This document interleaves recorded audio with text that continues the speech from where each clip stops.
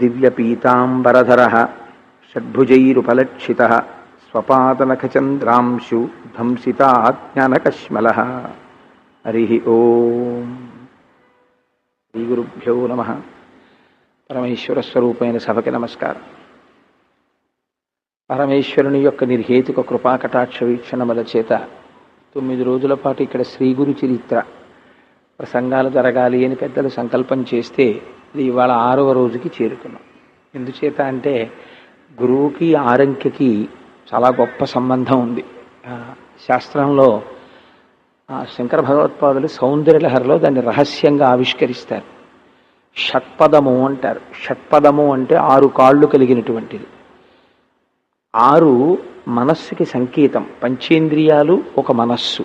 ఇవి లోకమునందు ప్రవర్తించకుండా నిగ్రహించుకొని పరమేశ్వరుడి యందు నిలబెట్టగలిగినటువంటి వాడు ఎవరుంటాడో వాడు యోగి పుంగవుడు. అందుకని ఇవాల్టి రోజు మనం 6వ రోజు ప్రసంగంలోకి చేరుకున్నాం. నిన్నను మీకు ప్రసంగం చేస్తూ దత్తాత్రేయ స్వామి వారు లోకంలో స్వీకరించినటువంటి 24 మంది గురువులలో కొందరు గురువుల గురించి ప్రస్తావన చేసి ఉన్నాను.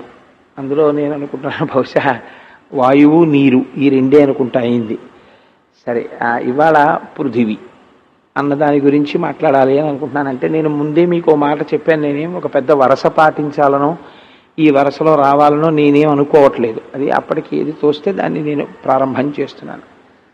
పృథివిని గురువుగా స్వీకరించడం వెనకాతల ఏమి రహస్యం ఉన్నది అంటే, పృథివీ అంటే భూమి. భూమిని ఎక్కడ చెప్పినా ఓర్పుకి మారుపేరుగా చెప్తారు. అందుకే సంస్కృతంలో ఒక లక్షణం ఉంది. ఎప్పుడైనా అవతలవారు చాలా కష్టంలో ఉన్నారు అని చెప్పవలసి వస్తే క్షకారాన్ని ఎక్కువగా ప్రయోగం చేస్తారు. క్షితిక్షమా పుష్కర సన్నిభాక్షి యరక్షిత రఘవలక్ష్మణాభ్యాం సరాక్షసీభి వికృతీక్షణాభి సంరక్షిత సాంప్రతి వృక్షమూలి అంటారు వాల్మీకి మహర్షి.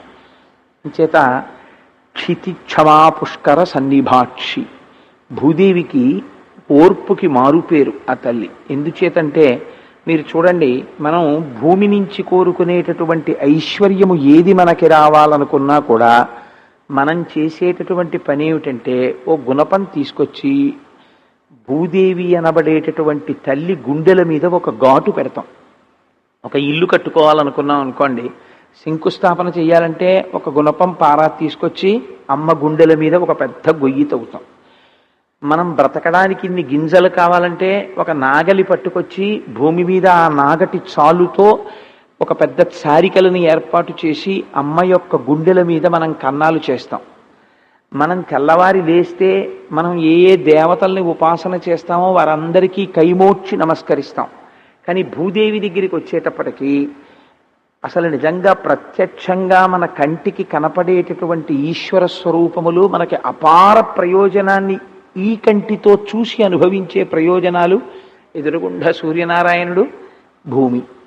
అయినా మనం భూమికి చేసేటటువంటి ఉపకారం ఏమిటంటే కాలుతో తంతాం.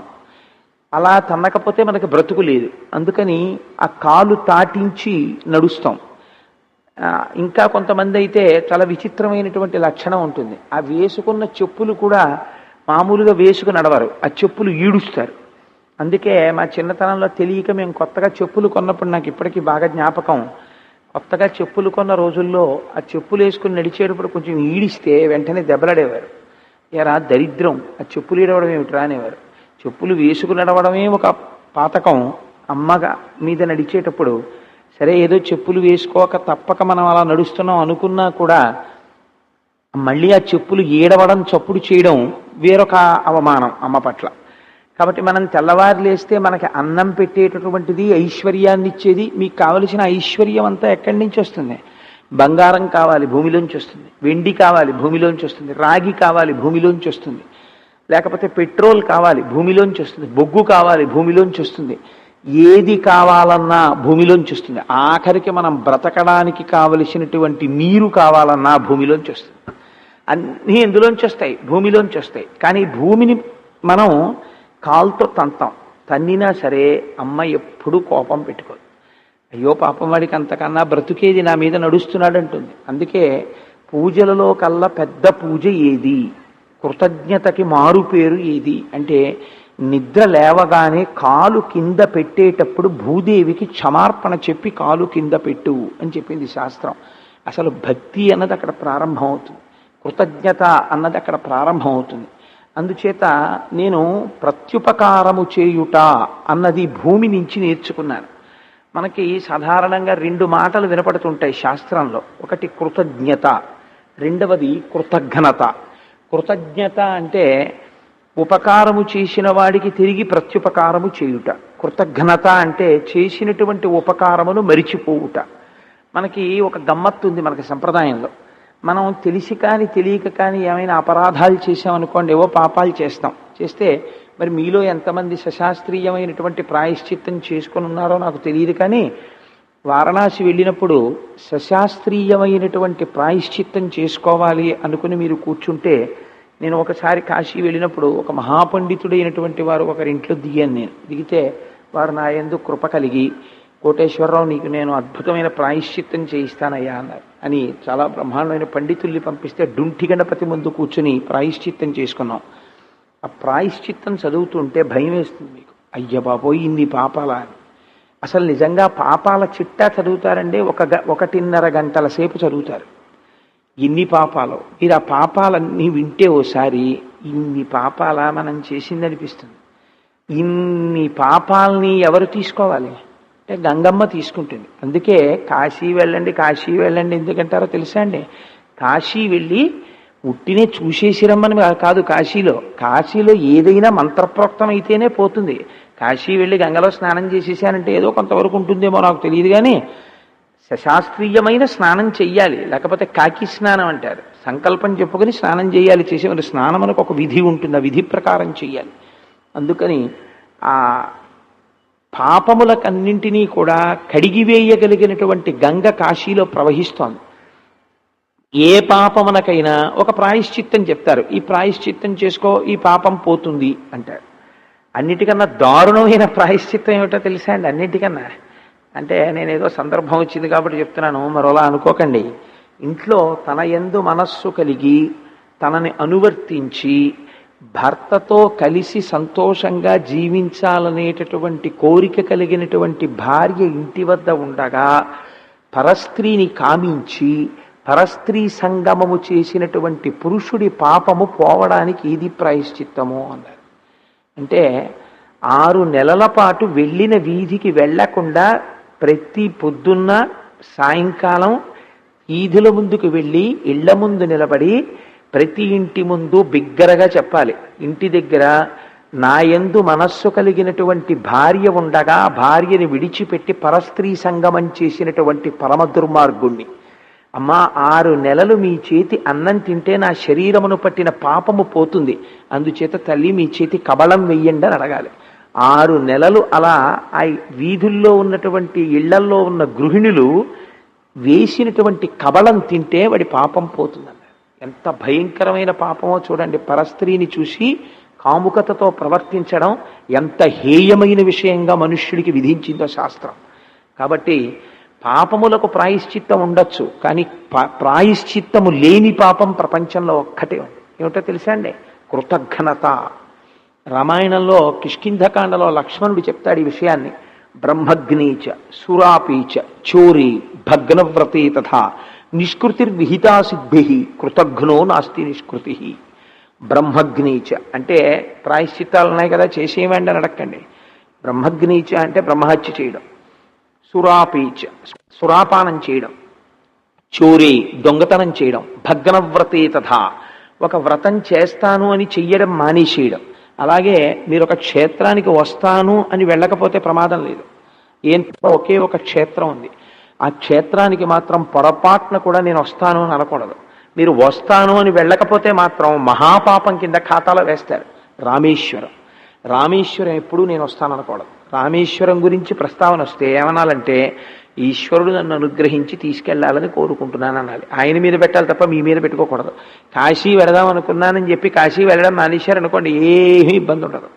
కానీ రామేశ్వరం వెడతానని చెప్పి వెళ్ళడం మానేశారు అనుకోండి, మీ ఖాతాలో పాపం వేసి కూర్చుంటారు. అలా బ్రహ్మగ్నీచ సురాపీచ చోరీ భగ్నవ్రతే తథా నిష్కృతిర్విహితా సిద్ధి కృతఘ్నో నాస్తి నిష్కృతి. కృతఘ్నుడికి మాత్రం, అంటే చేసిన ఉపకారమును మరిచిపోయిన వాడెవడుంటాడో, మరిచిపోయి తిరిగి ఉపకారము చేయని వాడెవడుంటాడో అటువంటి వాడికి మాత్రము నిష్కృతి లేదు.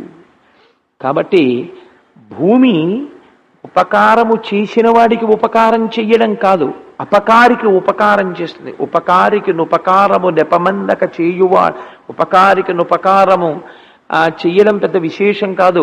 అపకారికి నుపకారము నెపమెందక చేయువాడు నెర్పరి సుమతి.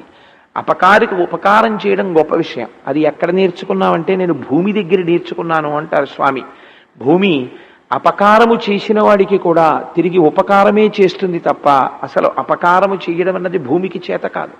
మీరు అంతవరకు ఎందుకండి, నేను ఒక విషయం చెప్తే మీరు మనస్సు మరోలా అనుకోకండి. మనం జీవించి ఉండగా అనేక మంది వ్యక్తులతో సంఘం పెట్టుకుంటాం. వీళ్ళందరూ నాకు పోషకులు, వీళ్ళందరూ నాకు ధారకులు, వీళ్ళందరూ నన్ను ఏదో ఉద్ధరించేస్తారు అనుకుంటారు. శంకరాచార్యులు వారు ఒక అద్భుతమైన శ్లోకం చెప్తారు. అసలు నేను ఆధ్యాత్మిక జీవనంలో ప్రవేశించడానికి ఆ శ్లోకం ఒక కారణం. నేను పెద్దాపురంలో ఉండగా ఒకానొక రోజున మధ్యాహ్నం కూర్చుని ఎందుకో భజగోవిందం గురించి చదువుతుంటే ఆ శ్లోకం చదవడమే నన్ను ఇవాళ కొంచెం భగవంతుడికి దగ్గరగా ఏమైనా నిలబెట్టగలిగిందేమో. శంకర భగవత్పాదులు ఇచ్చినటువంటి భిక్షాది. యావత్పవనో నివసతి దేహే తావత్ పృచ్చతి కుశలంగేహే గతవతి వాయౌ దేహాపాయే భార్యా బిభ్యతి తస్మిన్ కాయే. యావత్పవనో నివసతి దేహే తావత్ పృచ్చతి కుశలంగేహే గతవతి వాయౌ దేహాపాయే భార్యా బిభ్యతి తస్మిన్ కాయే. ఎంతసేపు లోపల ఊపిరుంటుందో అంతకాలం ఉన్నాడు ఉన్నాడు ఉన్నాడు అంటారు. ఊపిరి వెళ్ళిపోయింది, వాడు అక్కడే ఉన్నాడు, రోజు చూడబడుతున్నవాడు, అయినా సరే ఆయన వెళ్ళిపోయాడు అంటారు. భార్య కూడా ప్రియమార కౌగలించుకోదు, లోపలికి తీసుకెళ్లి పడుకోబెట్టుకోదు. ఎందుకు పడుకోబెట్టదు అంటే ఆయన వెళ్ళిపోయాడు అంటుంది.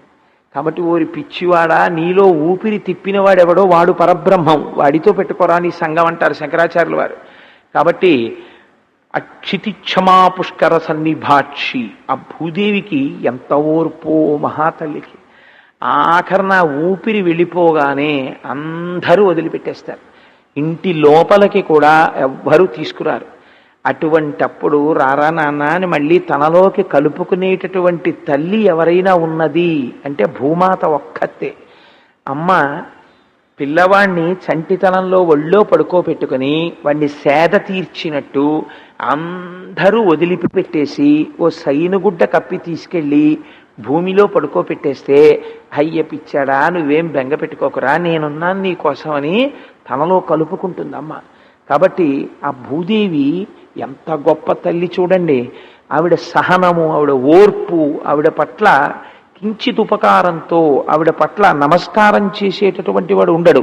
రామాయణం అయోధ్యకాండలో రామచంద్రమూర్తి చెప్తారు, శంకుస్థాపన చేసి గృహప్రవేశం చేసి కట్టుకున్న తర్వాత ఇంట్లోకి గృహప్రవేశం చేసి వాస్తు పూజ అని చేస్తారు, వాస్తు హోమం అని. ఇవాళ ఆ వాస్తు హోమం చెయ్యడమే బద్ధకం చాలా మందికి. వాస్తు హోమం చెయ్యకపోతే ఏమవుతుందో తెలుసా అండి, ఆ ఇంట్లో చిరంజీవిగా ఉండడం కుదరదు, దీర్ఘాయుష్మంతుడై ఉండడం.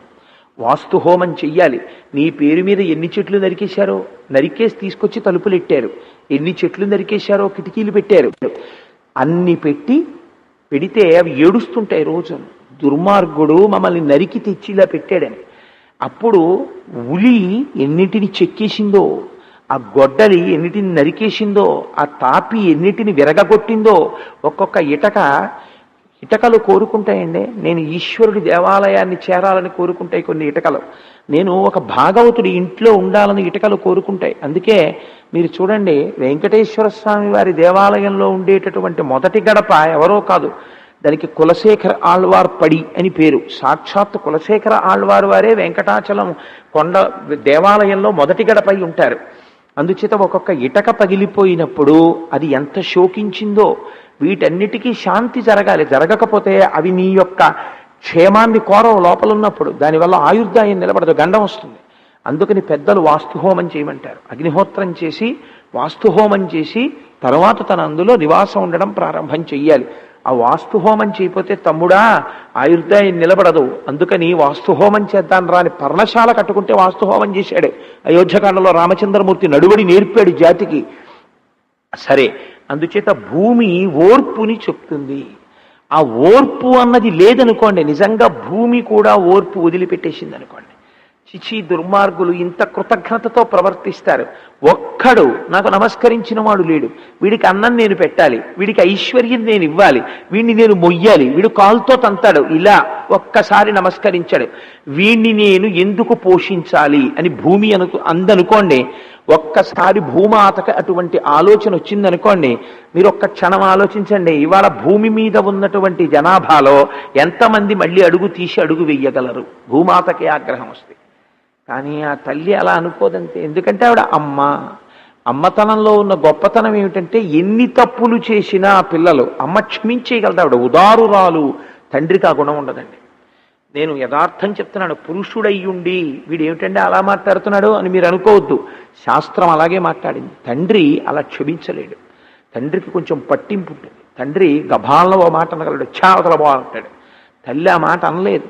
ఎందుకనంటే వాడు ఎంత దుర్మార్గుడవనివ్వండి, తల్లి వాడి క్షేమాన్ని కోరుకుంటుంది. అమ్మతనాన్ని అందుకే శాస్త్రానికి నిర్దాక్షిణ్యం అండి, అది భయపడదు ఎవ్వరికీ. అందుకే మన వాళ్ళు పెట్టే పేర్లు అలా ఉంటాయి. దాని పేరు ఇంకో పేరు పెట్టలేదు, శాస్త్రం.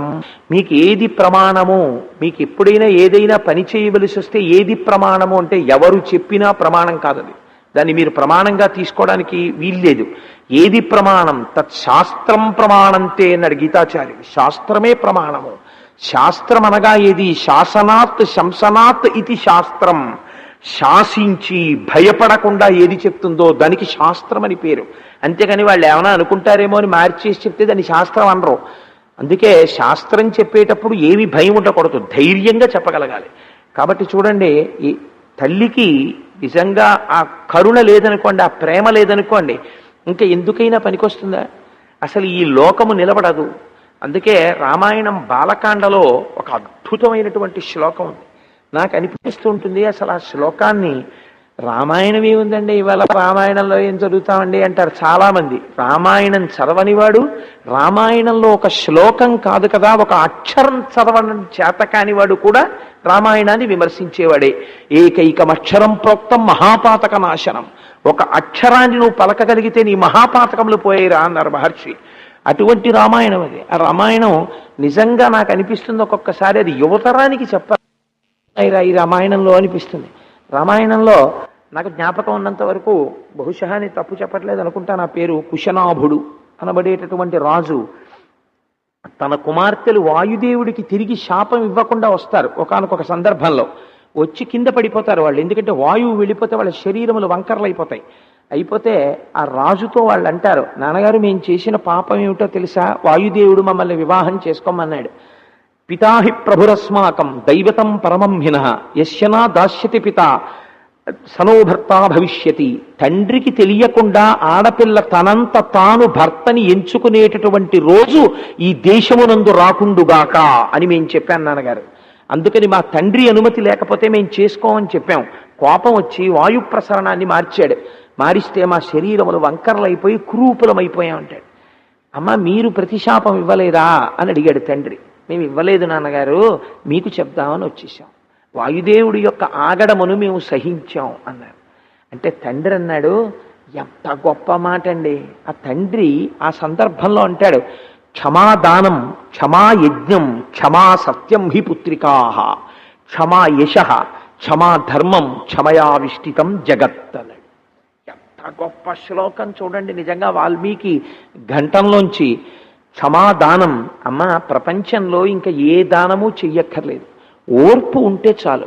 క్షమాయజ్ఞం, యజ్ఞములు చెయ్యక్కర్లేదు, ఓర్పును కలిగి ఉంటే చాలు.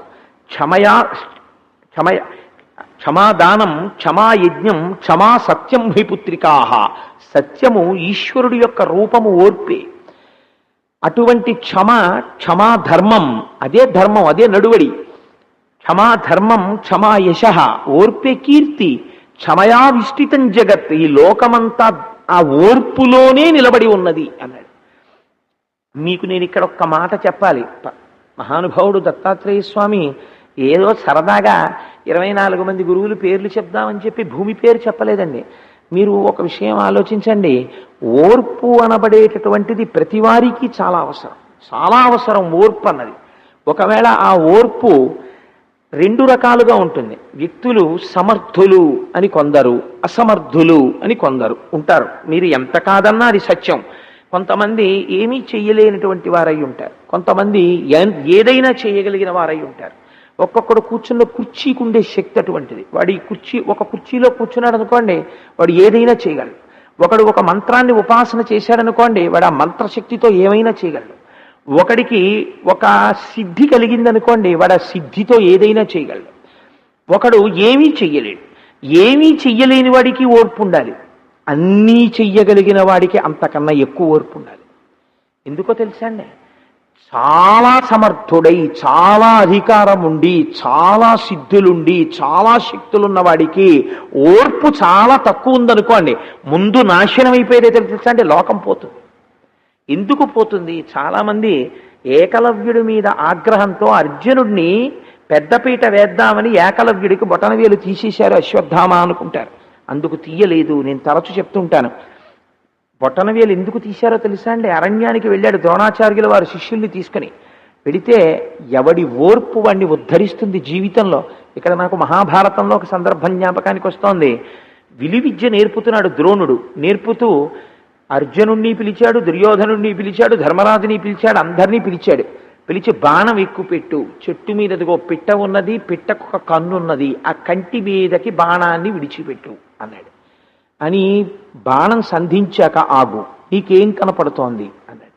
అంటే ధర్మరాజు గారు అన్నారు, నాకు చెట్టు మీద పక్షికున్న కన్ను కనపడుతున్నాయి. ఆల్ రైట్, నువ్వు ఇంకా బాణం వేయక్కర్లేదు, ఆపేసి, నీకు గురి తెలియదు అన్నాడు. భీముణ్ణి పిలిచాడు. ఆయన ఏదో నాకు చెట్టు పక్షి ఏవో కనపడుతున్నాయని. అక్కర్లేదు, వెయ్యక్కర్లా, నీకు గురి తెలియదు, వదిలేయి. దుర్యోధనుడిని పిలిచాడు. నువ్వు ఎక్కుపెట్టాడు. ఎక్కుపెట్టాడు. ఏం కనపడుతున్నాయి?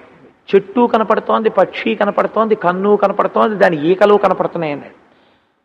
అంటే అని ఆ ఓర్పు హద్దులేనితనం చూడండి. నేను యువరాజుననేటటువంటి అహంకారం చేత ద్రోణాచార్యుల వారి వంక చూసి అన్నాడు, వృద్ధుడవైన నీ ముఖం మీద ముడతలు కూడా కనపడుతున్నాయి అన్నాడు. నువ్వు సంధించక్కర్లేదు బాణం అన్నాడు ద్రోణుడు. ద్రోణుడు ఓర్పు పట్టాడు, కానీ ఓర్మి లేనితనంతో ఎవడు నశించిపోయాడు. ఎవడికి ఓర్పు ఉండదో వాడు దుష్టుల సహవాసం చేసేస్తాడు తొందరగా. ఎవడికి ఓర్పు ఉంటుందో వాడు ఈశ్వరానుగ్రహం వైపుగా నడుస్తాడు. అర్జునుడిని పిలిచి అడిగాడు, నీకేం కనపడుతోందని. నాకేమీ కనపడలేదు, పక్షి కన్ను ఒకటే కనపడుతోంది అన్నాడు. నువ్వు వదిలిపెట్టి బాణం అన్నాడు. పక్షి కంటికి తగిలింది ఆ బాణం. ఏది గురి చూస్తున్నాడో ఆ గురి చూడబడుతున్న వస్తువు తప్ప వేరొక వస్తువు కనపడకూడదు, అప్పుడే ధ్యానము. అదే గురి. తప్ప అన్నీ కనపడుతుంటే ఇంకా ధ్యానం ఏమిటి, ఇంకా గురి ఏమిటి? అందుకని ఓర్పు అన్నది ఎంత అవసరమో అక్కడే తెలిసిపోయింది. దాన్ని బట్టి ఎవడు పైకి వస్తాడో ఎవడు పైకి రాడో అప్పుడే నిర్ణయింపబడిపోయింది. మీరు మహాభారతంలో, నేను మళ్ళీ ఒక దాంట్లోంచి ఓ దాంట్లోకి వెళ్ళాను, ఏకలవ్యుడికి బొటనవేలు ఎందుకు తీశారు అంటే, అరణ్యంలో వేటాడి గురిని నిర్ణయిద్దామని ద్రోణాచార్యుల వారు శిష్యులతో కలిపి అడవికి వెళ్ళాడు. వెడితే ద్రోణాచార్యుల వారు వచ్చారనేటటువంటి సంతోషంలో ఏకలవ్యుడు ద్రోణుడున్న ప్రాంతానికి వస్తున్నాడు. వస్తుంటే వేట కుక్కల్ని కూడా తీసుకొస్తారు. వచ్చినప్పుడు వేటకి ఒక వేట కుక్క ఏకలవ్యుడి యొక్క వేషధారణ చూసి ఇలా ఉన్నాడు ఏమిటని చెప్పి అతన్ని చూసి భౌ భౌ అని పెద్దగా నోరు తెరిచరిచింది. తనని చూసి ఒక వేట కుక్క మురిగిందన్న కోపం చేత ఆ కుక్క తెరిచిన నోరు మళ్ళీ ముయ్యడానికి వీలు లేకుండా పైకి 3 కిందకి 3 6 బాణాలు కొట్టాడు ఏకలవ్యుడు. కొడితే ఆ కుక్క నోరు మూత పడక తిరిగి వచ్చింది. ద్రోణుడు చూసి, ఇలా కుక్క నోటికి బాణములు కొట్టిన వాడెవరు అని అడిగాడు. ఏకలవ్యుడు వచ్చి, మీ మూర్తిని పెట్టుకుని ఉపాసన చేసి నేనే కొట్టాను, ఇంతటి విలువిద్యా నైపుణ్యాన్ని పొందానన్నాడు. నువ్వు గురుదక్షిణ ఇవ్వగలవా? ఇస్తానన్నాడు. నీ బొటన వేలిచ్చేయన్నాడు. ఎందుకని? ఒక కుక్క అరిస్తే నీకు సహించగలిగినటువంటి ఓర్పు లేదు. ఒక కుక్క అరిస్తే, అది సహజం. కుక్కకి అరిచినటువంటి కుక్కకి దవడకి పైకి 3 కిందకి 3 బాణాలు కొట్టావు. నీ దగ్గర ఇంత విలువిద్యుంటే లోకాన్ని నాశనం చేసేస్తావు. ఓర్పు లేని వాడి దగ్గర ఇటువంటి అస్త్రాలు ఉండకూడదు. నీ బొటన వేలు తీసేస్తున్నాడని తీసేశాడు. గురువుకి తెలుసు ఎవరి దగ్గర ఏది ఉండాలో తెలుసు, ఏది ఉండకూడదో తెలుసు. పాశుపతాస్త్రం ఇవ్వవలసి వచ్చింది పరమశివుడు అర్జునుడికి, అంత తేలిగ్గా ఇవ్వలేదు. ఇస్తే ఓర్పుతో ఉండగలడా చూశాడు. అందుకే సృష్టిలో పూర్వం ఎప్పుడూ లేదు. అర్జునుడికి పరమశివుడికి మల్లయుద్ధం చేసుకున్నారు ఇద్దరు. అబ్బో కోదండంబుల నిట్టులొండరు జటా కోటీరబుల్ కుక్షి వక్షోదేశంబుల నంసభాగముల సక్రోదంబునన్ వేయుచున్ రోదోంతంబుల నట్టహాసముల నార్పుల్ పిక్కటిల్లంగా అని ఒకరినొకరు కౌగలించుకుని ధనస్సులతో కొట్టుకుని ఇంత అల్లరి చేసిన తర్వాత శంకరుడు ప్రత్యక్షమై, నీ యొక్క విలువిద్య నైపుణ్యానికి నీ ధైర్యానికి మెచ్చుకున్నాను రా అబ్బాయి, నువ్వు తొందరపడి అస్త్రప్రయోగం ఏదీ చేయలేదు, నీ ఓర్పు నేను మెచ్చుకున్నానందుకు ఇస్తున్నాడు పశుపతాస్త్రం అని ఇచ్చాడు. ఓర్పు అన్నది మనిషికి అంత అవసరం. ఆ ఓర్పు లేదనుకోండి, ఒక అధికారి ఎప్పుడు బరువు అయిపోతాడో తెలుసా అండి? రామాయణం స్పష్టంగా చెప్తుంది. అధికారి అయినటువంటి వాడు తన కింద ఉన్నటువంటి ఉద్యోగులకు కాని పాలితులకు కాని ఎప్పుడు బరువు అయిపోతాడు అంటే, అధికారమునందు కూర్చోగానే మహానుభావుడు గజ్జెల మల్లారెడ్డి గారు ఒకనకొకప్పుడు ఈనాడు పత్రికకి సంపాదకీయం రాశాడు. ఇప్పటికీ నేను ఆ వాక్యాలు మర్చిపోను. అధికార కామిని గాఢ పరిష్వంగమునందు చేరి ఆమె అధరామృతమును గ్రోలి కైపెక్కి మత్తెక్కి తైతక్కలాడు అధికార బంధురులకు సామాన్యుల గోడెక్కడ వినపడుతుందని రాశాడు ఆయన ఒకసారి. అందుచేత అధికార గామిని గాఢ పరిష్వంగమునందు చేరి ఆమె అధరామృతాన్ని గ్రోలి కైపెక్కి మత్తెక్కి తైతక్కలాడేటటువంటి స్థితి అధికారులకు వచ్చేస్తే కింద ఉద్యోగుల ఆర్తనాదాలు ఎలా వినపడతాయి? వినపడవు. ప్రజల యొక్క ఆర్తనాదాలు ఎందుకు వినపడతాయి? వినపడవు. ఎంతమంది మడిసిపోతారో ప్రభువుకి ఓర్పు లేకపోతే. ప్రభువుకి చాలా ఓర్పు ఉండాలి. అందుచేతనే ఆ ఓర్పు లేకపోతే ఎంత అధికారం ఉండి వాడు కూర్చున్నా వాడు ప్రమాదకరమైపోతాడు. మీరు అందుకే ఒక విషయాన్ని ఆలోచించండి. నేను ఒక దాంట్లోంచి ఒక దాంట్లోకి వెళుతున్నానని మీరు అనుకోవద్దు. The principles of personnel management అని ఒక British writer Edwin B Flippo అని ఆయన ఒక పుస్తకం రాశారు. ఆ పర్సనల్ మేనేజ్మెంట్ గురించి రాస్తూ ఆయన ఎ బోరన్ పర్సనల్ మేనేజర్ అని హెడ్డింగ్ పెట్టి అందులో ఒక విషయం రాస్తారు. ఎవరికైతే ఇంటర్వ్యూ అన్నది ఎందుకు చేస్తారు? ఒక రిటన్ టెస్ట్ పెట్టారండి. ఆ రిటన్ టెస్ట్లో ఒక ఆయనకి 100కి 100 మార్కులు వచ్చేసాయి. You can give straight appointment order, why do you opt for an interview? మళ్ళీ అతనికి ఉద్యోగం ఇచ్చేయచ్చు. ఇంటర్వ్యూ చేసి ఇంటర్వ్యూలో అతన్ని తీసేయడం ఎందుకు? డిస్క్వాలిఫై చేయడం ఎందుకు? అంటే ఇంటర్వ్యూ అనేటటువంటిది దేని కొరకో తెలుసా అంటే, interview is meant for knowing the inner view of the other man. అవతలవాడిలో ఉన్నటువంటి లోపల ఉన్న వ్యక్తిని తెలుసుకోవడానికి ఇంటర్వ్యూ చేస్తారు. అది ఇన్నర్ వ్యూ తెలుసుకోవడానికి. వాడు రిటన్ టెస్ట్లో 100కి 100 వచ్చాయి, కానీ వాడికి అస్సలు ఓర్పు లేదు. ఇది ఎలా తెలుస్తుంది? ఎదురుగుండా కూర్చోపెట్టుకుని మాట్లాడుతున్నప్పుడు తెలుస్తుంది ఓర్పు ఉన్నవాడో ఓర్పు లేనివాడో. ఒక ఇర్రెలవెంట్ క్వశ్చన్ వేస్తాడు ఇంటర్వ్యూ బోర్డులో. వేస్తే సమాధానం చెప్పేటప్పుడు ఒక చిరునవ్వు నవ్వి, I'm sorry sir, I cannot answer this question అని అన్నారు అనుకోండి. ఎస్, వీడు నో అనడం కూడా చాలా నవ్వుతూ అనగలడు. అవతలవాడిలో ఉన్న సహనాన్ని, అవతలవాడి యొక్క మాట నేర్పరితనాన్ని చూడాలంటే ఇంటర్వ్యూ తప్ప దిక్కు లేదు. అందుకని ఆనాటి నుంచి ఈనాటి వరకు రిటన్ టెస్ట్ ఉన్నా పక్కన ఇంటర్వ్యూ ఉంటుంది. ఇది ఇవాళ మోడర్న్ పర్సనల్ మేనేజ్మెంట్లో మనం మాట్లాడుతున్నాం. దీన్ని ఎప్పుడు మాట్లాడిందంటే మన శాస్త్రం రామాయణంలో అయోధ్యకాండలో మాట్లాడింది. దత్తాత్రేయుల వారు ఈ ఓర్పు గురించి భూమిని ఆదర్శంగా స్వీకరించడంలో మాట్లాడారు. అంటే మన దేశంలో ఈ పర్సనల్ మేనేజ్మెంట్ గురించి, అడ్మినిస్ట్రేటివ్ స్కిల్ గురించి, పబ్లిక్ అడ్మినిస్ట్రేషన్ గురించి, దానికి ఉండవలసినటువంటి పర్సనల్ ట్రైట్స్ గురించి ఎప్పుడు తెలుసు ఈ దేశానికి? ఎప్పుడో తెలుసు. ఆ తర్వాత విదేశాల వాళ్ళు దీని మీద ఆర్టికల్స్ రాస్తే మనం కౌగిలించేసుకుని అమ్మ బాబోయ్ వాళ్ళు పెద్ద రైటర్స్ అండి అంటున్నాం మనం. కానీ మన రామాయణంలో ఉన్నటువంటి విషయం, మన దత్తాత్రేయుల వారు భూమిని గురువుగా స్వీకరించిన విషయం మనకి తెలియదు. కాబట్టి నేను ఇంకా దాన్ని విడిచిపెట్టేస్తాను. ఎందుకంటే ప్రతిరోజు నేను వచ్చేటప్పుడు సంకల్పం చేసుకోవడం, కామరాజు గారు ఇవాళ 11 మంది గురువులు చెప్పేస్తానంటూ ఉండడం, ఓ 2, 3 గురువులు అవుతూ ఉండడం. అందుకని చాలు కదా ఒక విషయం తెలుసుకోవడానికి ఈ వివరణ చాలు. కాబట్టి నువ్వు భూమి మీదే తిరుగుతూ ఉంటావు. కాబట్టి నీ ఓర్పు తప్పిపోతున్నప్పుడు ఒక్కసారి భూమి వంక చూస్తే చాలు, వెంటనే నువ్వు ఓర్పుని పొందగలవు, సహనాన్ని పొందగలుగుతావు. కాబట్టి అయితే ఇక్కడ నేను ఒక మాట చెప్పకపోతే మళ్ళీ నేను దీన్ని అసమగ్రం చేసేసిన వాడిని అయిపోతాను. అదో బాధ వస్తుంది. అలా ఓర్పుతో ఉండిపోయారనుకోండి చేతకానితనం అవుతుంది ఒక్కొక్కసారి.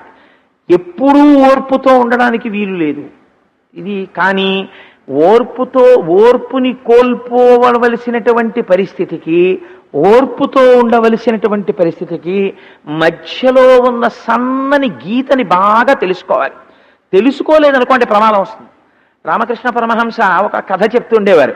వెనకటికి ఒక యోగి అలా వెళ్ళిపోతుంటే పిల్లలు పారిపోయి వస్తున్నారు. ఎందుకు పారిపోయి వస్తున్నారంటే అదేదో పాము ఉందండి, ఆ పాము బుస కొట్టి మా వెంట పడింది అన్నారు.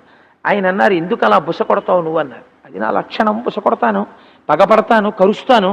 ఆయన అన్నారు, నో, అలా చేయకు, తప్పు. నువ్వు నిశ్శబ్దంగా ప్రశాంతంగా ఉంటుండు, నువ్వెవరి జోలికి వెళ్ళకు అన్నారు.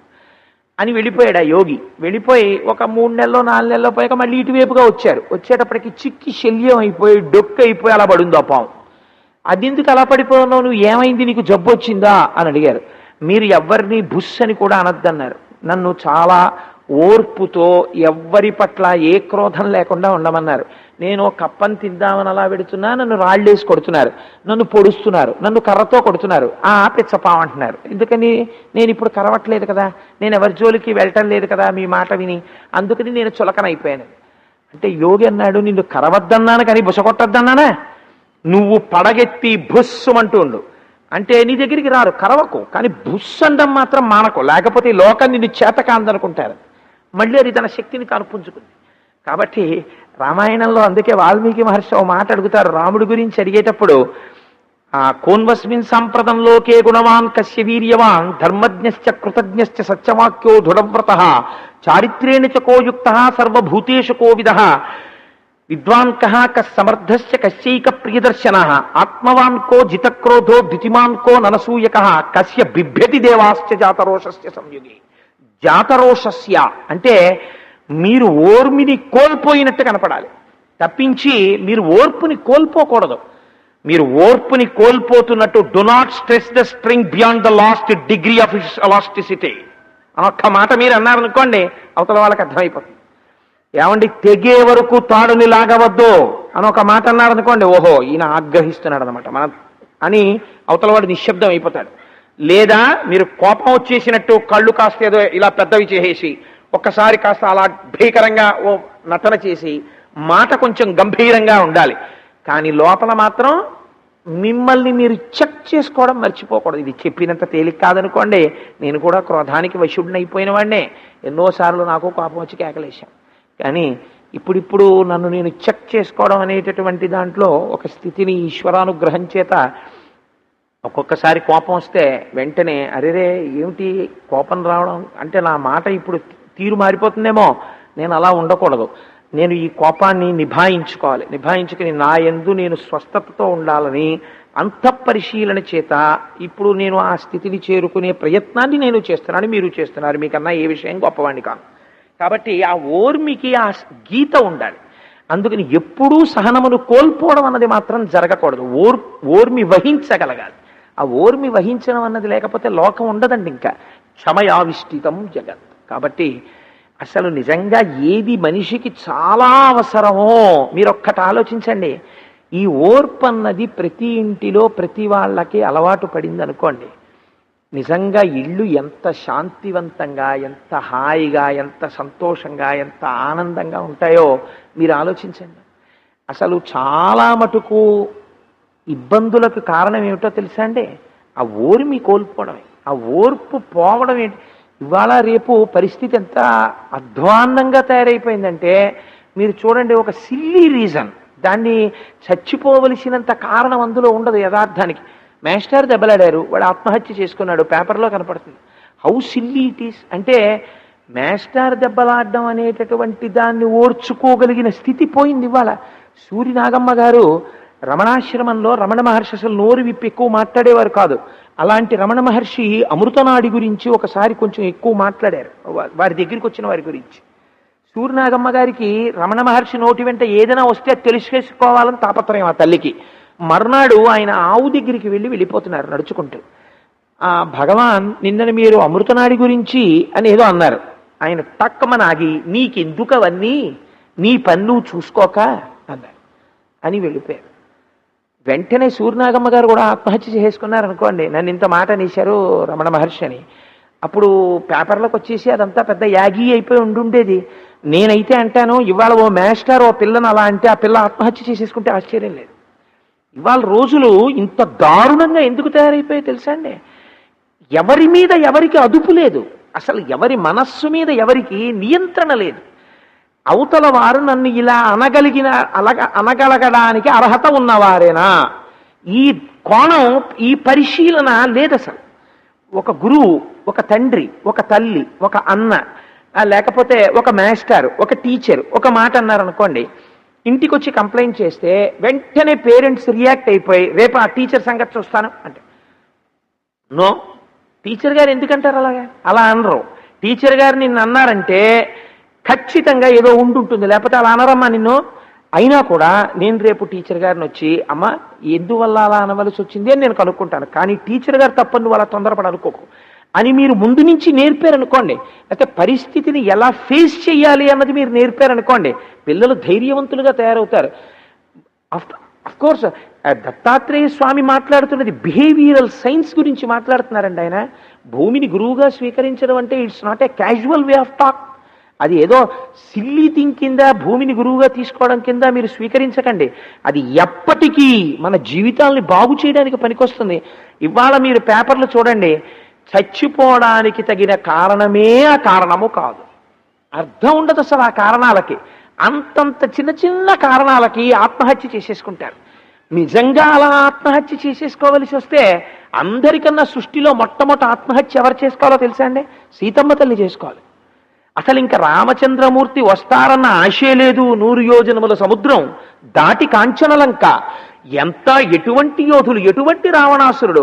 అక్కడ కూర్చుని హనుమ వచ్చి రామకథ చెప్తే ఆవిడ అన్నారు, కళ్యాణి బతకాదేయం లౌకికి ప్రతిభాతిమా ఏతి జీవంతి మానందో నవం వర్ష శతాదపి ఎందావిడే.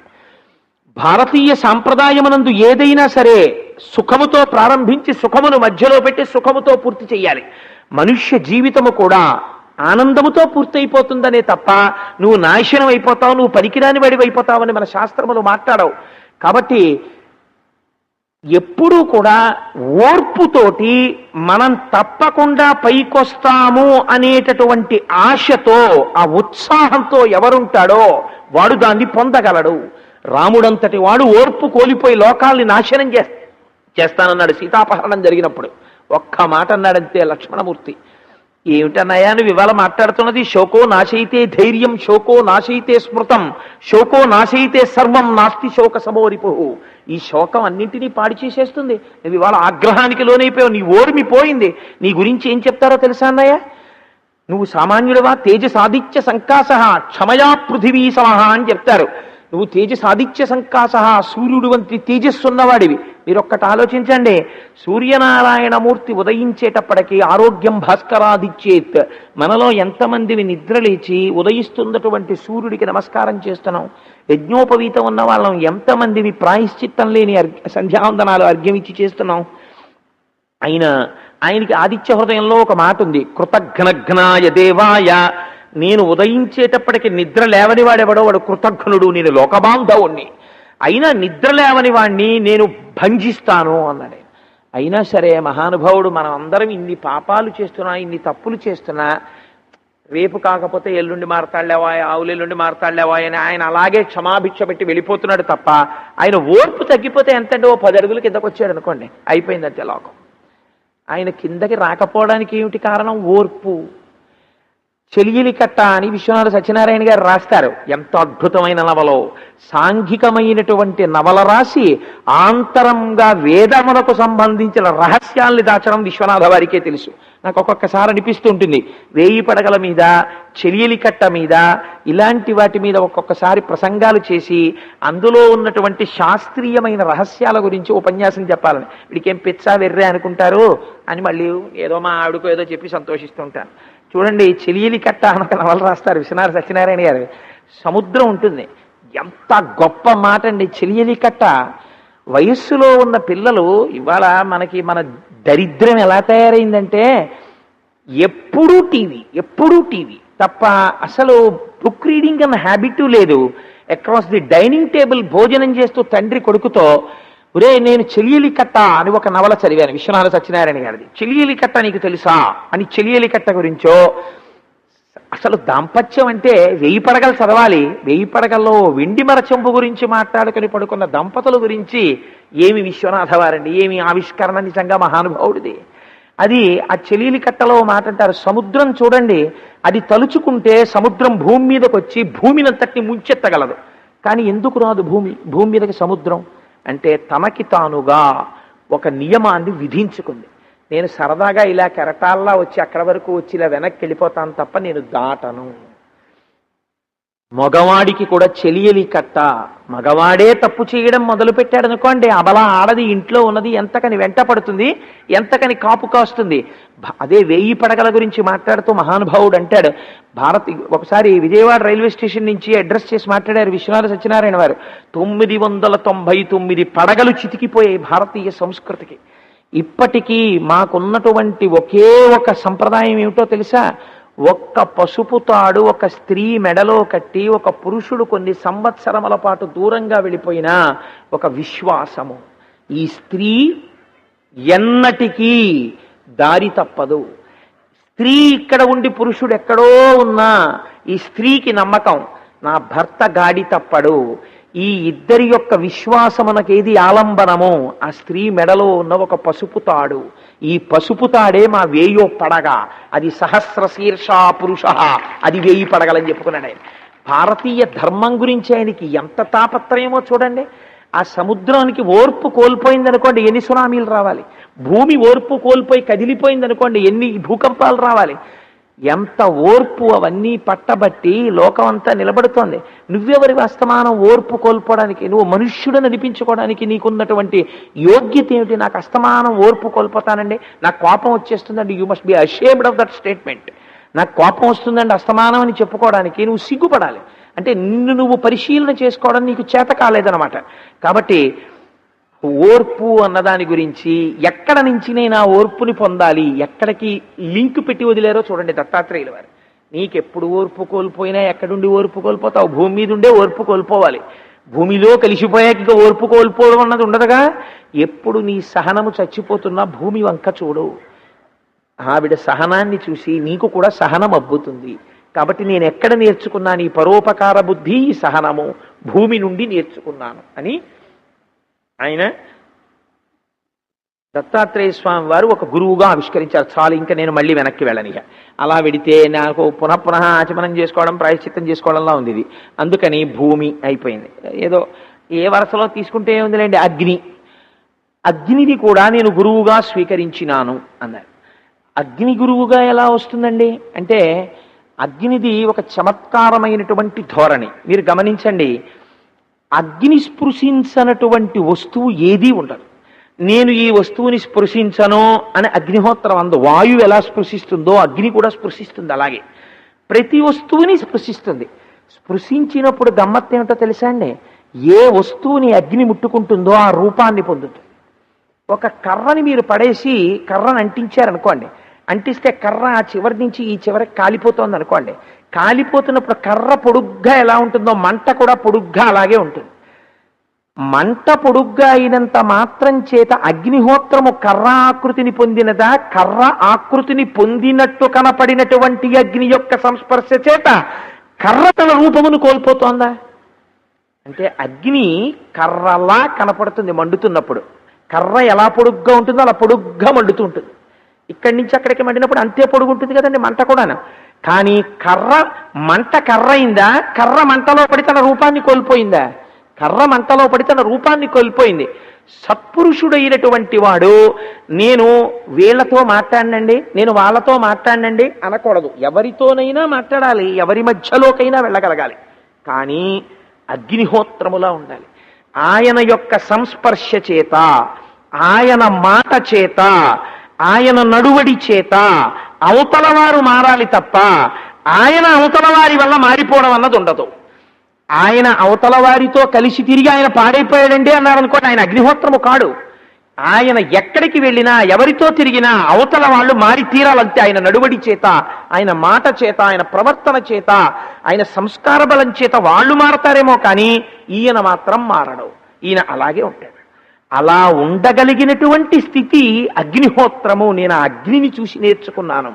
రెండవది మీరు చూడండి, అగ్నిహోత్రము దేన్ని ముట్టుకోనివ్వండి ఏం చేస్తుంది అంటే, ఓ కర్రని ముట్టుకుంది అగ్నిహోత్రం, ఏం చేస్తుంది? బూడిద చేస్తుంది. లేకపోతే ఓ గుడ్డని పట్టుకుంది, ఏం చేస్తుంది? బూడిద చేస్తుంది. లేకపోతే అగ్నిహోత్రం వచ్చి తెలియక ఒక పిల్లవాడు అగ్నిహోత్రం దగ్గర ఆడుకుంటుంటే పిల్లవాడిని పట్టుకుంది, ఏం చేస్తుంది? వాణ్ణైనా సరే బూది చేసేస్తుంది.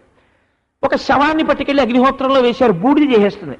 అంతే తప్ప బంగారం ముద్ద పట్టుకెళ్ళి అగ్నిహోత్రంలో వేశారనుకోండి, అయ్యో ఇది బంగారం అండి, దీన్ని కూడా బూడిచ్చేసేయడం ఏంటి అని అగ్నిహోత్రం బంగారాన్ని వదిలిపెట్టడు. ఒక విద్వాంసుడు అనుకోండి, ఆయన శరీరాన్ని అగ్నిహోత్రం పట్టుకుంది అనుకోండి, అయ్యో విద్వాంసుడండి, ఆయన్ని బూడిచ్చేసేయడం ఏమిటండి అని వదిలిపెట్టదు. ఏది పట్టుకున్నా బూడిద చెయ్యడం ఒక్కటే అగ్నిహోత్రములకు తెలుసు. అగ్నిహోత్రం బూడిద చేసేసిన తర్వాత ఆ బూడిద మళ్ళీ ఇంకేమైనా అవుతుందా? ఇంకేమీ అవదు. అదే ఆఖరి స్థితి, అదే చిట్ట చివరి స్థితి. ఏదైనా బూడిదైపోవాలి తప్ప ఇంకా బూడిద మళ్ళీ ఏమవుతుంది? ఏమీ అవదు, అంతే. అదే చిట్ట చివరి స్థితి, అదే శాశ్వతమైనటువంటి స్థితి. కాబట్టి ఇప్పుడు ఏమైంది అంటే, అగ్నిహోత్రముతో సమానమైనటువంటి నడుబడి కలిగినటువంటి సాధు పురుషుని యొక్క సంగము చేత అవతల వారు పొందేదేది అంటే జ్ఞానమే. అంతకన్నా సాధు పురుషుడి వల్ల ఉపయోగం ఈ ఉంటుంది అంటే, ఆయనతో ఇన్నాళ్ళు తిరిగాను కానంటే ఒక్కరోజు సినిమాకి తీసుకెళ్లలేదు అని మీరు అన్నారు అనుకోండి, అది మీ అల్పజ్ఞత. ఆయన ఇప్పుడు సినిమాలకి ఆయన తీసుకెళ్ళడం. ఆయన నీ దగ్గరికి వెడితే నువ్వేం కోరుకోవాలంటే రామాయణం వింటావు, భాగవతం వింటావు, లేకపోతే ఇంకోటి వింటావు, లేకపోతే ఆత్మతత్వం గురించి చెప్తాడు ఆయన.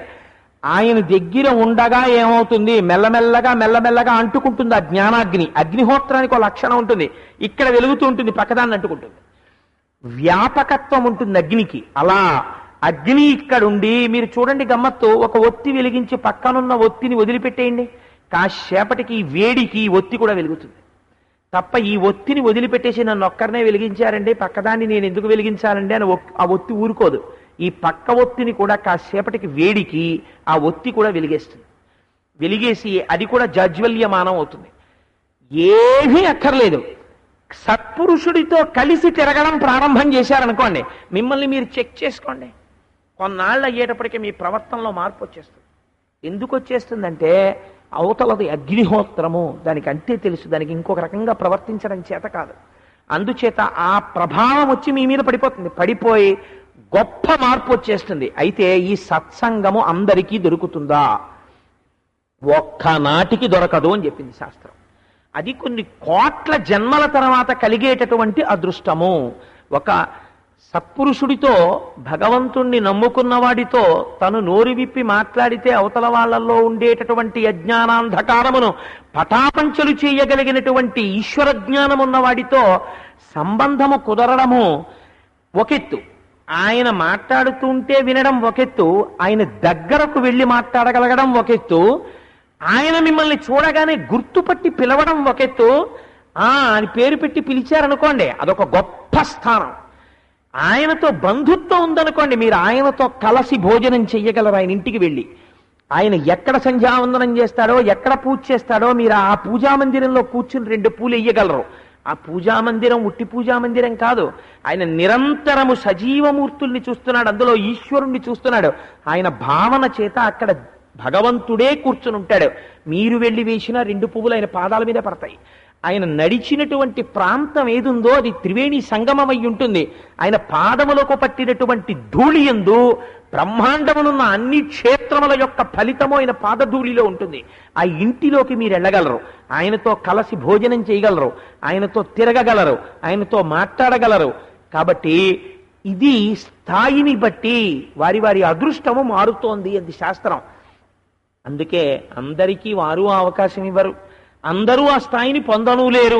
నన్ను తరింప చెయ్యండి అని రమణ మహర్షిని సూర్యనాగమ్మ గారు అడిగితే అట్లాగే అని రమణ మహర్షి అంటే, నీ అంత అదృష్టవంతురాలు లేదు అని ఆశ్రమంలో అందరూ అన్నారంటే ఎందుకన్నారంటే, భగవాన్ నోటి వెంట ఆ మాట రావడం అంటే మాటల జ్ఞానము చేత ఉద్ధరించింది ఏదో అదొకటే గొప్ప.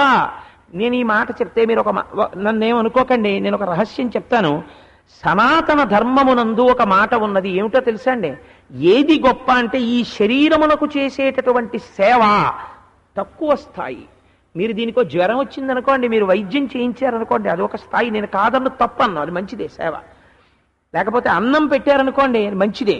వీటన్నిటికన్నా చాలా గొప్పదేదో తెలుసండి, మళ్ళీ ఈ శరీరంతో రావలసిన అవసరము లేని బ్రహ్మజ్ఞానమును బోధ చేయడం.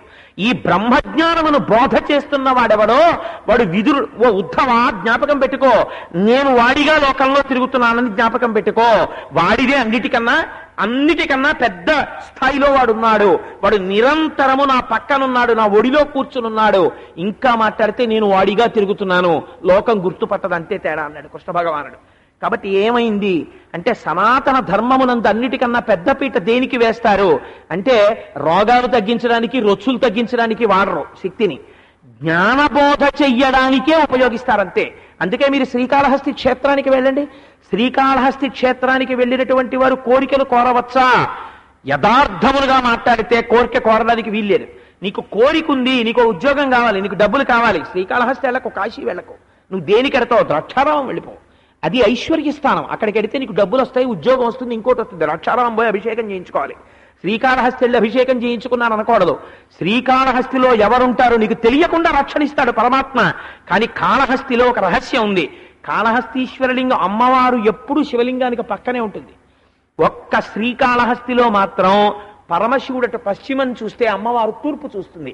అమ్మవారి పేరు జ్ఞానప్రసూనాంబ, అయ్యవారి పేరు శ్రీకాళహస్తీశ్వరుడు. ఎందుకండి ఇద్దరు చెరో దిక్కు చూడడం? వాళ్ళ ఆది దంపతులు కదా, పక్క పక్కన ఉండాలి. కానీ ఇలా చూడడం ఏమిటి అంటే, అసలు ఆ శ్రీకాళహస్తిలో అడుగు పెట్టాలంటే నీ అదృష్టాన్ని పరీక్షిస్తే కానీ పెట్టనివ్వరు. ఎందుకు పెట్టనివ్వరు? పశ్చిమం అంటే సూర్యాస్తమయం, ఆఖరణ ప్రాణం ఆగిపోవడం, ప్రాణం పోవడం అంటే ఏమిటి? ఇక ఊపిరి తీయకపోవడం. ఆఖరణ బయటికి వెళ్ళిపోతున్న ఊపిరి కానీ, లోపలికి వస్తున్నటువంటి ఊపిరి కానీ, రెండు ఊపిరులలో దేన్నైనా సరే శ్రీకాళహస్తిలో వాయులింగము. ఎవరికి వెళ్ళి శ్రీకాళహస్తిలో ఏమీ తెలియకపోయినా మనస్ఫూర్తిగా ఒక్క నమస్కారం చేస్తున్నాడో వాడికి అదృష్టమున్నదా? అమ్మ జ్ఞానప్రసూనాంబయ్య ఈ జ్ఞానం ఇచ్చేస్తుంది. లేదా ఆఖరి ఊపిరిని పరమాత్మ శివ అన్న నామంగా మార్చేస్తాడు. ఆయనే వచ్చి ఒరే శివ అనరా అంటాడు. వీడు ఆఖరణ వెళ్ళిపోతూ తన ప్రమేయం లేకుండా, తనకి తెలియకుండా ఆఖరణ శివ అంటాడు. ఆ శివ అన్న మాట ఆఖరణ అన్నాడు కాబట్టి శివ శివేచ్ఛాభాషణోల్లాసకిన్ శివ నీనామము సర్వవశ్యకరమౌ శ్రీకాళహస్తీశ్వర. వాడి పాపరాశి ధ్వంసమై అంచమునందు శివనామము చెప్తూ వెళ్ళిపోయారు కాబట్టి శివ పార్షదులు వచ్చి తీసుకెళ్ళిపోయాడు. వాడు మోక్షస్థితికి వెళ్ళిపోయాడు, కైలాసవాసి అయిపోయాడు. ఇది ఎలా చెప్పగలవు? అందరూ చెప్పలేరు. నేను ఇలా చెప్పానని మీరు కఠినంగా అనుకోకండి. అవసరం ఉన్నా లేకపోయినా ఉట్టినే ఆమ్నాయం చేసేటటువంటి వాళ్ళు ఉంటారు, ఉట్టినే ఆ మంత్రాలు వల్లే వేస్తుంటారు. నేను కొంతమందిని చూశాను ప్రయత్నపూర్వకంగా. నాకు తెలిసి ఒక మహానుభావుడు, చాలా సాత్వికుడే ఆయన, నాకు పేరు చెప్పడం ఇష్టం లేదు. ఆయన పౌరోహిత్యం చేసేవారు కాబట్టి ఆయన ఎప్పుడూ కూడా ఈ మంత్రాలని వల్లెవేస్తూనే ఉండేవారు. అటువంటి వ్యక్తి ఒకానొకసారి విజయ నర్సింగ్ హోమ్లో అడ్మిట్ అయ్యి వారి ప్రాణములు ఉత్క్రమణం అయిపోతున్నప్పుడు నేను పక్కనే ఉన్నాను. అనవసరంగా అవసరం ఉన్నా లేకపోయినా ఎప్పుడూ మంత్రములు చెప్పడమే అలవాటైపోయినటువంటి వ్యక్తి ఆఖరి ఊపిరి ఆగిపోతున్నప్పుడు బుడుంగును ముక్కులోంచి చెవుల్లోంచి నెత్తురొస్తే అన్నారు. ఇంకో మాట రాలేదు.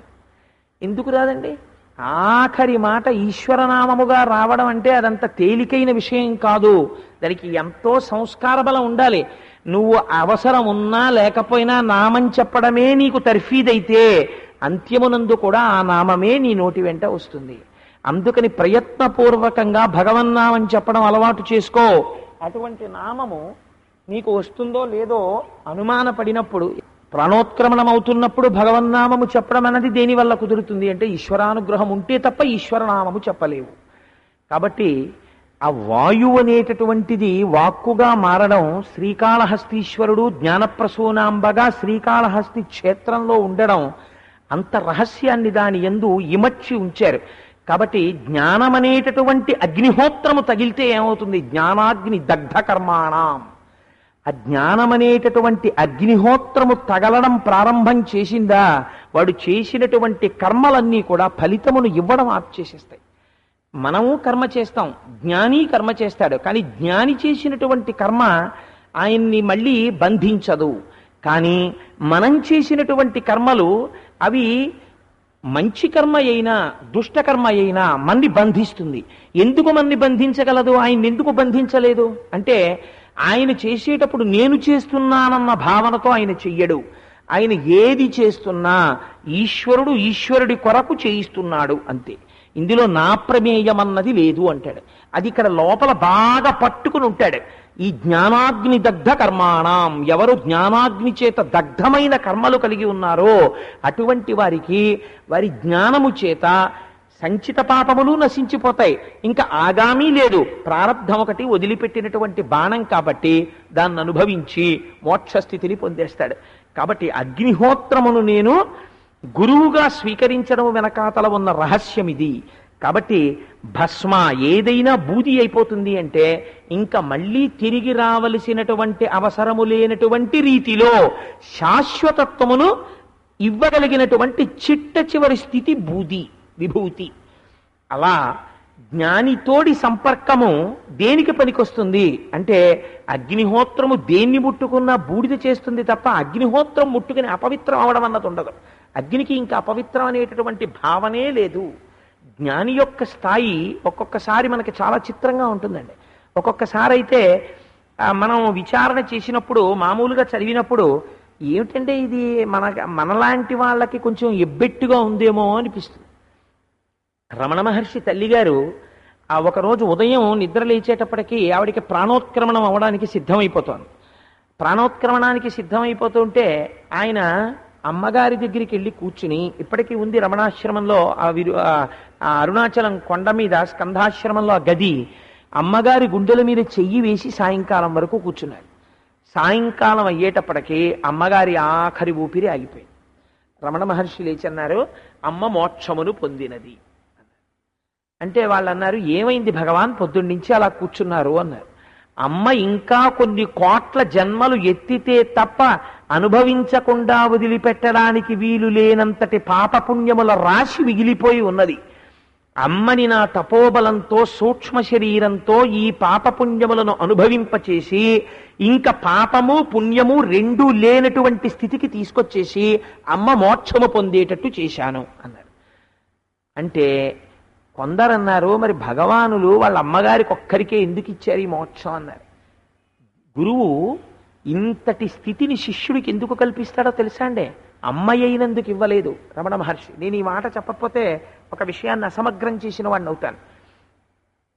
వాళ్ళ అమ్మగారు ఆఖరి స్థితిలో ఇంకా కొద్ది రోజుల్లో శరీరం వదిలిపెట్టేస్తారనగా రమణ మహర్షి ఉన్నటువంటి విరూపాక్ష గుహ దగ్గరికి వస్తే భగవానుల యొక్క కుమార్తె ఒక ఆవిడ వచ్చి అడిగారు, అమ్మ మెడ్రాసులో ఇల్లు కట్టుకున్నాను, చక్కటి ఇల్లు, నువ్వు పెద్దదాని అయిపోయావు, నీ శరీరం ఇంకా పెద్దగా క్లేశాన్ని భరించగలిగినది కాదు, వీడు చూస్తే ఎప్పుడు గుహలో ఉంటాడు, అందుకని నువ్వు నాతో వచ్చేస్తే హాయిగా మా ఇంట్లో ఉందువుగాని అని. ఆవిడ తెలిసన్నారో తెలియకన్నారో ఒక్క మాట అన్నారు.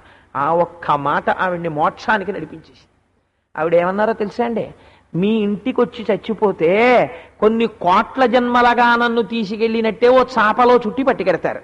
వీడి దగ్గర చచ్చిపోతే వీడికి శరీరం అన్నదాని గురించి భ్రాంతి లేదు కదా, వీడు వంచేష్టి చెయ్యడు. వీడు నా శరీరాన్ని రెండు చేతులతో పైకెత్తి అరుణాచలం కొండల్లోకి వెళ్ళి రక్కసి ముళ్ళ పొదల్లో పారేస్తాడు. వీడి చేతులతో చిట్ట చివర నా శరీరం పారవెయ్యబడితే నాకు అంతకన్నా గొప్పతనం ఏముంటుంది? నేను మళ్ళీ తిరిగి రాని లోకాలు చేరుకుంటానని నా నమ్మకం, అందుకని వీడి దగ్గర వదిలేస్తాను ప్రాణం అన్నారు. ఈ మాట జ్ఞాపకం పెట్టుకున్నారు. చచ్చిపోయే ముందు ఎవడైనా సురక్షిత స్థావరం చేరిపోవాలనుకుంటాడు, చచ్చిపోకుండా ఉంటాననుకుని. కానీ ఎవడు చచ్చిపోకుండా ఉంటాడు? కాబట్టి అమ్మ ఈ మాట అంది కాబట్టి అమ్మకి మోక్షం ఇవ్వాలనుకున్నారు. మహానుభావుడు మోక్షం ఇచ్చారు. జ్ఞాని మాట ఎలా ఉంటుందో చూడండి. తల్లిగారు మరణించిన తరువాత, తల్లిగారి శరీరము వదిలిపెట్టిన తరువాత రమణులు కిందకు వస్తుంటే అక్కడ ఒకళ్ళు అన్నారు, రమణ మహర్షి తల్లిగారు చనిపోయారు అన్నారు. అంటే ఆయన అన్నారు, ఆ మాట అనకూడదు. రమణ మహర్షి అమ్మగారు చనిపోలేదు, రమణ మహర్షి యొక్క తల్లిగారు శరీరమును వదిలేరు. ఆవిడ శరీరమును వదిలిపెట్టారు. ఆవిడ ఆత్మ అంతటా వ్యాప్తి చెందినటువంటి ఆత్మతో లీనమైపోయిందంతే. కాబట్టి ఇప్పుడు మిగిలినది అమ్మ పార్థివ కాయం అంతే, మైలేమిటి దీనికి అన్నారు. ఒక్కొక్క జ్ఞాని మాట మనం అది గబుక్కును అంగీకరించలేం, దాన్ని మనం ఇమిటేట్ చేయకూడదు కూడా. ఒక జ్ఞాని స్థాయి వేరు. కాబట్టి ఇప్పుడు ఆయన ఏమని చెప్పాలి? అగ్నిహోత్రము. ఆ అగ్నిహోత్రముగానే నిలబడతారు అంతే వాళ్ళు. అంతేకాని చచ్చిపోయే ముందు ముట్టుకున్నాడు కాబట్టి ఆయన మైలపడిపోవడం ఇలాంటివి వాళ్ళకేం ఉండవు. అది అగ్నిహోత్రము వంటి వారు. జ్ఞానిగా ఉండాలనుకున్నవాడు ఎలా ఉండాలి అన్నదానికి నేను అగ్నిహోత్రాన్ని ఉదాహరణగా తీసుకున్నాను. ఎంత గొప్ప మాట చూడండి. నేను ఇక్కడతో వదిలిపెట్టేశాను అగ్నిహోత్రాన్ని కూడా. ఎందుకంటే మా కామరాజు గారితో మాట అన్నాను కదా, 11-12 మంది గురువులైనా చెప్తానండి వాళ్ళన్నారు.